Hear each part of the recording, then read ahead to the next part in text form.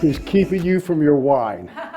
Okay, so I get it. So I'm gonna yawn. I know all of you would like to do. So yawn really big. Esther, I got a deal for you. So I want to connect with you this afternoon. I have the Uber for tooth extraction. Okay, and the Tooth Squad. I got it. It's all fleshed out in my mind. So we'll talk business. Okay, so, we're all formed by what happens early in our lives, right? Our childhoods. Our teen years are really, really important. How many have teen kids? Okay, a lot of you. How many have had teen kids? Okay, more of you raise your hand.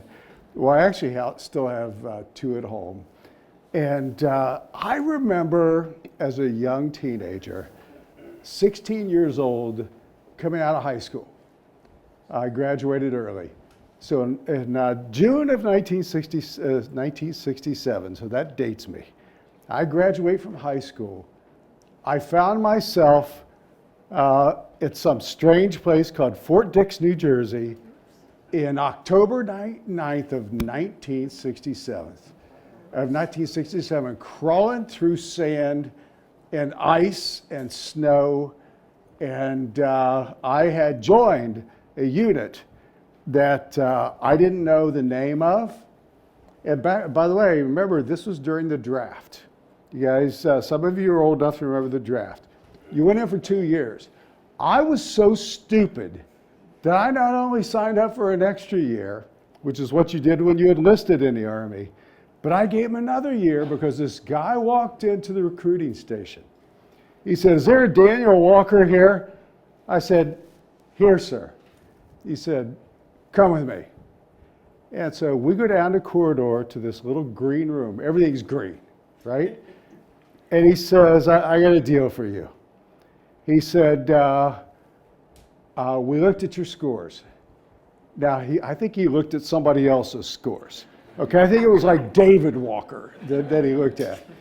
And he said, we're inviting you to become a part of a special unit. This unit, I can't tell you what they do. I can't tell you where they are. I can't tell you what job you'll have. I will tell you that you will have a top secret crypto security clearance if you can pass. And I can't tell you where you'll go and what will happen to you. And I, being the dumb kid that I was, said, "Sign me up." That sounds good for me, okay? And so I'm telling you this because I'm going to fast forward to Apple. And you're going to see how that influenced what happened to me at Apple, and therefore what happened to Apple. And so here's this young guy. The unit, by the way, was the Army Security Agency, which was part of the military arm of the National Security Agency. Yes, they used to have their own military. They had their own Air Force, the Air Force Security Group. They had their own Navy, the Naval Security Group. Remember the Pueblo? A few of you are old enough to remember the Pueblo was captured off the coast of North Korea. It was in international waters. I was around then. And we had our own Army, the Army Security Agency. Well, I was a part of that. So I learned at a very young age how to be an elite soldier, an elite military person working in an elite military operation where everybody is talented. Everybody is talented. And it was a wonderful time for me. It was scary, but I profited from it, and it went on to affect everything I did during my entire life, although I didn't really know that it was. And how many times do we really sit back and self-analyze? Every once in a while, if you've had a whole bottle of wine, you do some of it before you fall asleep, especially if you've had Vicodin. That helps a little bit. So fast forward to Apple. So in 1998, answered a phone call in my kitchen. My wife, who hated having me around the house, she wanted me to be at my office, which I live in San Clemente, by the way. I had an office that was far away. She didn't want me in the house during the day. So we're making lunch or something like that, and phone rings, she picks it up, and she says, Steve Jobs is on the phone. I had actually had a few of those phone calls at my time, because I'd worked for Mickey Drexler and some other people. And I said, hi, Steve, this is Dan. What do you need? What can I do for you? He said, I got this crazy idea. He said, I'm thinking about opening my own retail stores because nobody can tell the Apple story. We have a premium product, and you got to love the product. You got to romance it with the customers because they're going to pay more, and they got to have a reason to do that. I said, well, that's interesting. I said, do you know that Dell's closing down all their shops? He said, yeah, but we're not Dell. I said, okay, I've heard that before. He said, well, will you come up here and meet with me? This is on a Wednesday. I said, sure. He said, well, can you come right now? That was classic Steve, right? I said, absolutely not. He said, when can you get here? I said, Friday. He said, okay. And so I got on a plane. I go up there on Friday. Now, the offices, how many of you have been to the Apple headquarters, okay? I knew Esther had. Okay, you know IL1, the main building, right? The 4th floor. There's a flying bridge. There are 5 buildings on the main campus. And there's a flying bridge that goes across to the executive offices, the big executive offices. They call that Valhalla, okay? And that's where Steve was, the CFO, and usually one other person. And Tim Cook was around the corner, although he has the big office now. I think he moved into the big office. And so I show up, and Steve's in his funky summer uniform. Back then, he hadn't yet adopted the jeans and a black T-shirt. I actually think that I influenced him. Okay. Because I wore that from my Gap days. Okay. No, I'm just teasing. Steve. Nobody influenced Steve on anything. And so he had on a ratty pair of camp shorts that had holes. Almost everything he had holes. He had on a T-shirt. It was some kind of a white. It used to be white. And it had holes in it, and he was barefoot. And so we go to Steve's conference room. Okay, that's what it said, Steve's conference room. And we sat down and we began a 4-hour conversation about creating Apple Retail. And we fought like, any of you from the South or from the Southeast area of Ohio or Indiana or any place like this will understand this expression. We fought like black snakes. We were going at each other. And he said, well, what do you think? And I said, about what? And he said, about the whole thing. I said, it's stupid. And I said, it'll fail. He said, what do you mean it's stupid and it'll fail? I said, you asked me, and I told you it's stupid and it'll fail. Then we got into a conversation about how can we make it work. Okay, and then he became a little bit more reasonable because he realized that he didn't know jack shit about retail. Okay? And I didn't know anything about technology. I had just bought a computer. I used to have secretaries and assistants who used to have computers. That was back in the old day. And so, long story short, I won't go into the details, although there are other stories there for another time. I decided to come on as a consultant. Job 1 was to get somebody to actually run the damn thing and build it and conceptualize it, because Steve was running a company. He couldn't do it. So I knew there was only one person who could do the job, Ron Johnson. I had a list of 1. I didn't tell Steve that because I wanted him to think that he was going to have a million options. There was only 1. It was Ron Johnson. So I recruited Ron. Then we started the process of actually, because Steve had a general idea of what retail was going to be for Apple, but he didn't know exactly what it looked like. We started the process of inventing the company. I was there in a room when we actually invented the Genius Bar. Okay, I was there when we did that. And so it was a wonderful experience, and I helped build the rest of the team. Well, at some point, Steve asked me, he said, we're growing like crazy. He said, I want you to come on board, be the HR guy. I said, you hate HR people. He said, yeah, I do. He said, I really do hate them. Because he had infamously had a session with all the HR people when he came back, the second coming of Steve in '97. He got all the HR people together. And he said, I want you to know that I think that you're nothing more than corporate barnacles. And if I were you, I'd quit. Okay? You should be embarrassed that you were around here and you let all that stuff happen. You had Gil Amelia Road, and he went on and on and on and on, as only Steve could. And so I said, you hate HR people. He said, yeah, but I like you.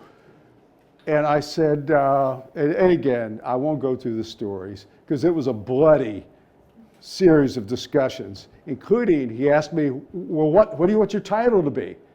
I said, Dan. He said, well, you can't just have a name. And I said, well, I can have anything I want. I don't work for you. I work for me. And it says Daniel on my company. And I said, I can do whatever I want. He said, no, come on. He said, stop screwing with me. He said, come up with a title. So I was giving a bath to my twins who were then, I don't know, maybe 2 years old. Okay, you know what it's like to give two slippery girls, little 2-year-old girls a bath. And so the phone rings. I asked my wife to take over. I went in. He said, did you come up with a title yet? I said, no. I said, put the phone down, walk away, do something. Come back in a minute. He came back and I said, okay, I made one up. Chief Talent Officer. I said, it means nothing. And it means everything. He said, I love it. I love it. He said, that's it. Okay, so this was in May of 2000. I'm trying to put this in perspective because there's a cataclysmic event coming, right? And so what happened was I said, Steve, I got to wind my business down. And then what I'm going to do is I'll come on board in October. And we'll get to work, okay? I said, I want to take my wife to Bali. I want to relax. I want to unwind. I want to do all that kind of stuff. Now, everybody here knows what happened between May and June of 2000 and the first week in October of 2000. The world went to hell. Okay, the stock, when I signed on, was at $135 a share. That's pre all these splits, like the 7-for-1 and a 2-for-1 and all that. Okay, so you can figure it out, okay? It was worth about 75 cents on today's dollar. I'm sorry, it ultimately ended up being 75 cents. Because what happened was, after that crash hit, our stock got down to those dollars in that day, $9.25 a share. We had slashed our sales forecast by 40%. We thought it should be 60, okay? And we didn't see any light at the end of the tunnel except a freight train coming through the tunnel. We were lost.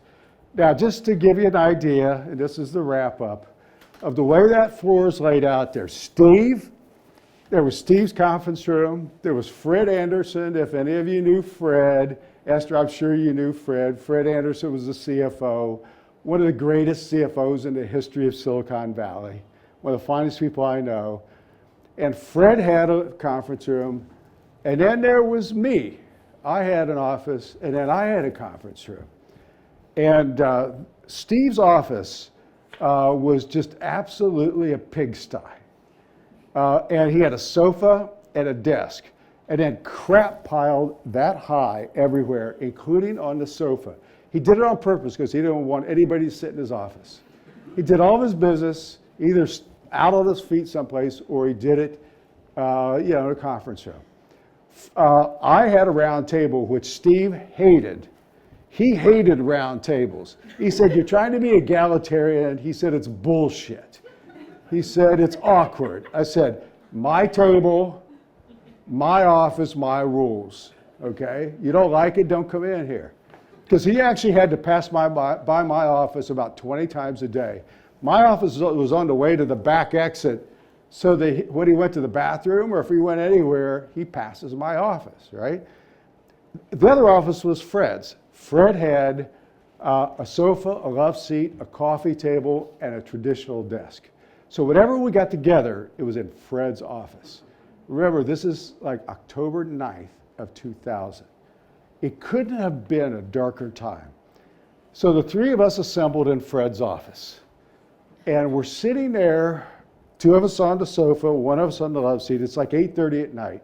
Because, we're worried that we're going to go out of business.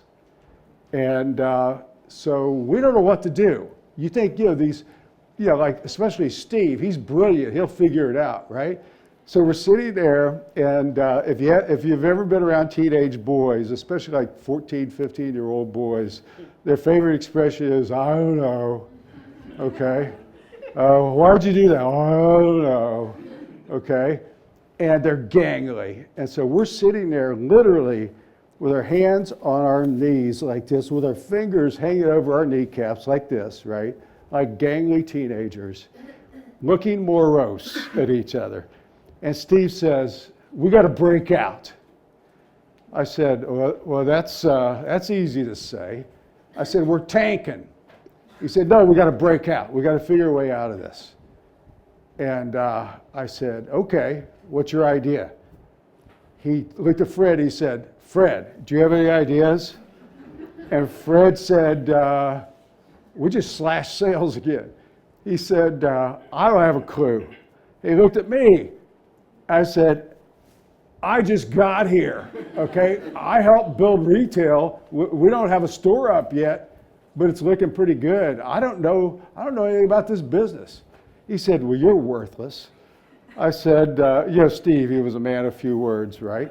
And most of them were caustic. And so we went round and round for at least an hour and a half.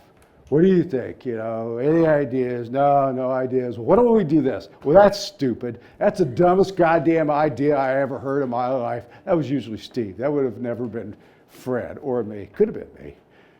And so here's what happened. And sometimes this is the right decision. And this charted the course of the future of the corporation. Steve said, since we obviously don't know what to do, let's spend some time talking about what not to do. I said, it's either that or just break up for the night. Let's do that. We sat there, and over the course of the next 15 or 20 minutes, we made a decision of 5 things that we would not do. Those 5 things that we wouldn't do form the foundation for the Apple that you see today. There's no question in my mind. And I'll tell you what they were. One was we had $2.2 billion in the bank that Fred had squirreled away. We decided that we weren't going to touch a nickel of that. Because if you take a nickel, you take a dime. If you take a dime, you'll take a quarter. You know how that goes, right? Then $2.2 billion is gone, and you're out of business. And the second decision we made was that we were not going to pull back on retail. We were going to continue to develop retail and stay on plan to open retail stores. And our capital commitment at that point was $353 million, which we didn't have. The other one was, remember, we were transitioning from OS 9 to OS 10. Which meant that we had to run 2 operating system development groups. We decided we were not going to delay OS 10. We were going to move forward, which meant more money, okay? The other one was we were not going to curtail our plans to open an applications division, which was, for us, an insurance policy against Microsoft, especially their browser, okay? We had to create an apps group. The 5th and the most important one was that we were not going to do layoffs. Now that defied every bit of common wisdom because Everybody had just announced tens of thousands of layoffs. Cisco, Intel, all of them. We decided that we were not going to do it. What we decided instead was that we were going to go with our talent, and that we were going to build off the talent that we had. And the last little tiny mini story I'll tell you, and then we're going to break, we're going to be finished, is Steve's walking by my office. And I said, come here.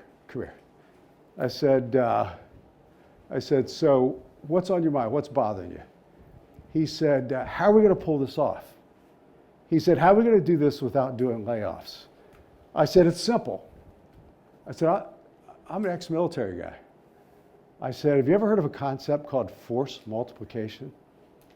He said, no, what is that? And I said, well, this is the way the U.S. military special forces work, especially with the SEALs and with Delta Force and Green Berets. They calculate the force that they need relative to the enemy that they're going to face. And the SEALs, for instance, have a 20-to-1 force multiplication ratio. In other words, one SEAL equals 20 fully armed and capable enemy combatants. Delta Force is even higher, okay? I said, we have to fill this company with these kinds of people. We already have some, let's build on them, and we're going to corner the market on extraordinary talent. We are going to force multiply. What takes most people 10,000 people, we're going to do with 1,000. And we're going to take those savings and we're going to plow those savings into all these new initiatives that are going to keep this company alive, thriving, and give it a future. He said, I love that idea. Why have I not heard about that before? I said, because you only got one other military person in the company. That's Fred. He was a pilot. And so those 5 decisions of what not to do, in my opinion, my humble opinion, actually created the foundation for the Apple that you see today. So thank you very much. I appreciate your time. It's an honor to be here with all of you.